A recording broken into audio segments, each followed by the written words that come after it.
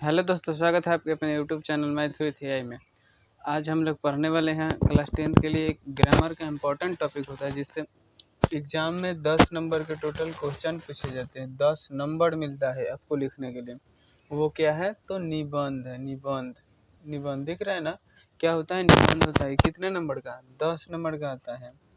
आप सभी को कहीं ना कहीं सुने होंगे कि निबंध आता है, ऐसे आता है लिखने के लिए, और लिख नहीं पाते हैं। 10 नंबर मिलता है।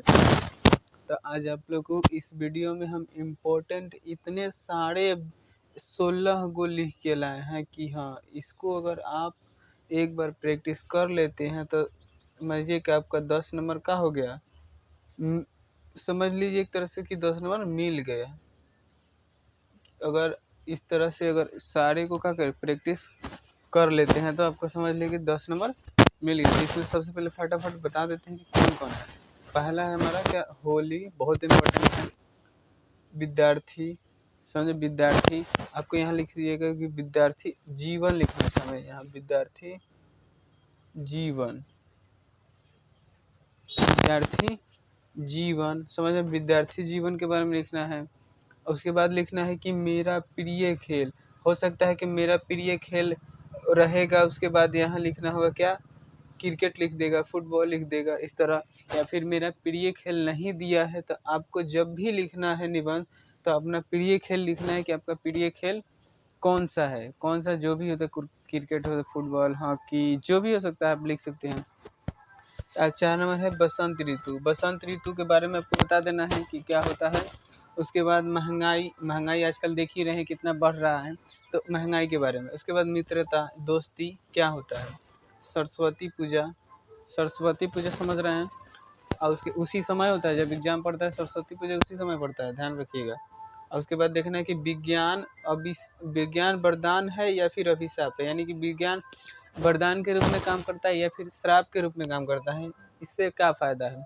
उसके बाद हमें क्या है? प्रदूषण समझ में आ रहा है? प्रदूषण क्या होता है, प्रदूषण के बारे में बताना है। उसके बाद मेरे प्रिय लेखक, ध्यान रहे कि आपको अगर मेरे प्रिय लेखक एग्जाम में आता है तो आपको किसी एक लेखक के बारे में इतना जानकारी होना चाहिए, जैसे उनकी रचनाएं, उनका जन्म कब, उनके माता पिता का नाम, उनका जन्म कहाँ हुआ था, वो कितने पढ़े लिखे थे, वो सारी चीज़ें लेखक के बारे में होना चाहिए। और आपका हो सकता है कालिदास हो, जो भी हो सकता है लेखक, एक लेखक को अब लेके चलिएगा कि हम अगर एग्जाम में आएगा कि मेरा प्रिय लेखक, तो मैं इस लेखक के बारे में लिखूंगा। उस लेखक के बारे में आप अच्छे से जानकारी रखिएगा कि उनका जन्म, वो क्या क्या लिखे थे, सारी चीज़ें, मृत्यु, सब चीज़ें आपको याद होना चाहिए।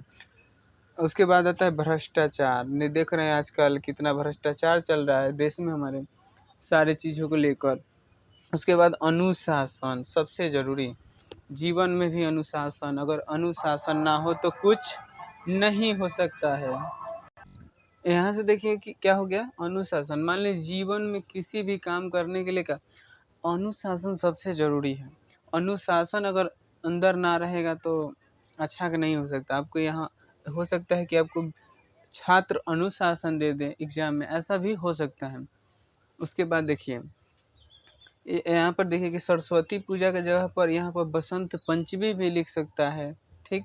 उसके बाद 13 नंबर है कि दीपावली। दीपावली क्या होता है, इसके बारे में तो किसी को ऐसा कोई लड़का नहीं जिसको पता नहीं हो, इसके बारे में पता नहीं हो, इसके बारे में ऐसा कुछ नहीं है जिसके बारे में लड़के को पता ही ना हो। उसके बाद देखिए आतंकवाद, क्या? आतंकवाद।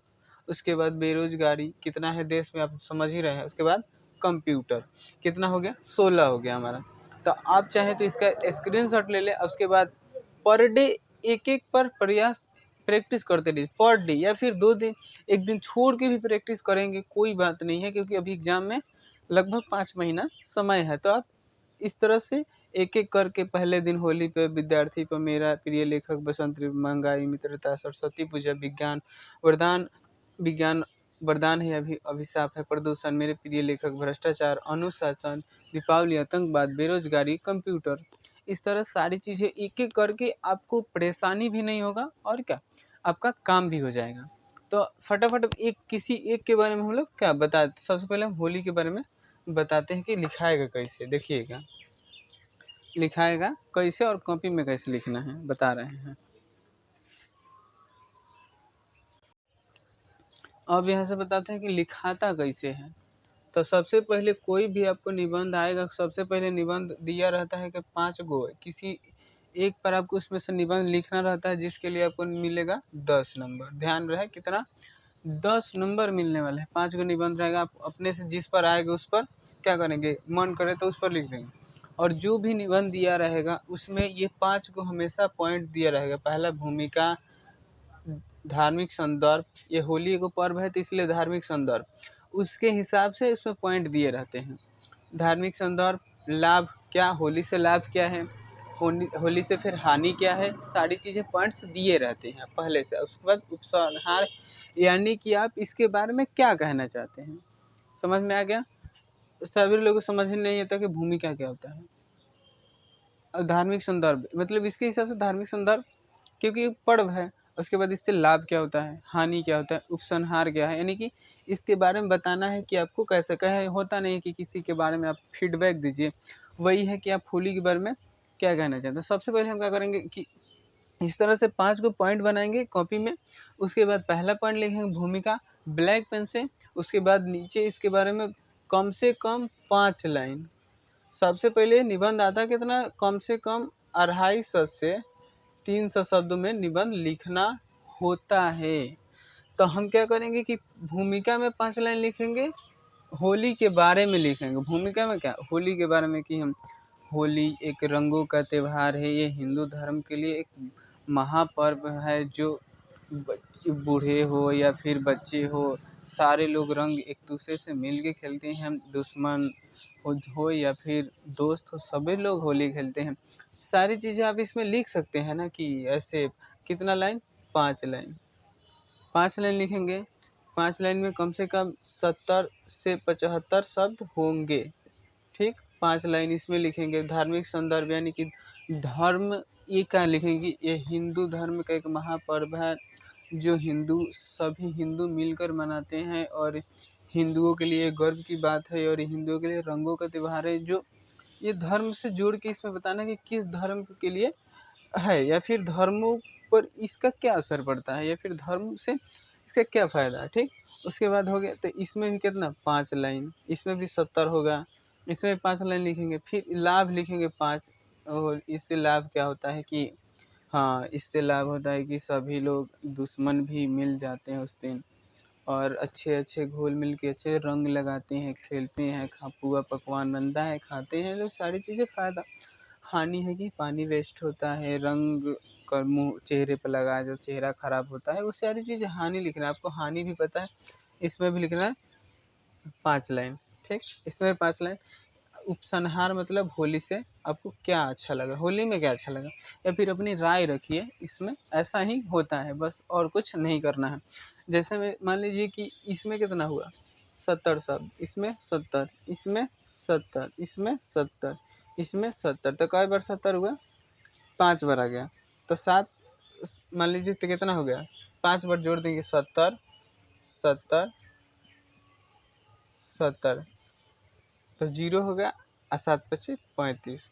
आपको क्या लग रहा है, इससे बाहर चल गए ना 350। मान लीजिए आप 4 लाइन भी लिखते हैं तो कोई दिक्कत नहीं है। अगर 4 लाइन भी लिखें तो इसमें से कितना घट जाएगा, मान लीजिए 60 हो जाएगा।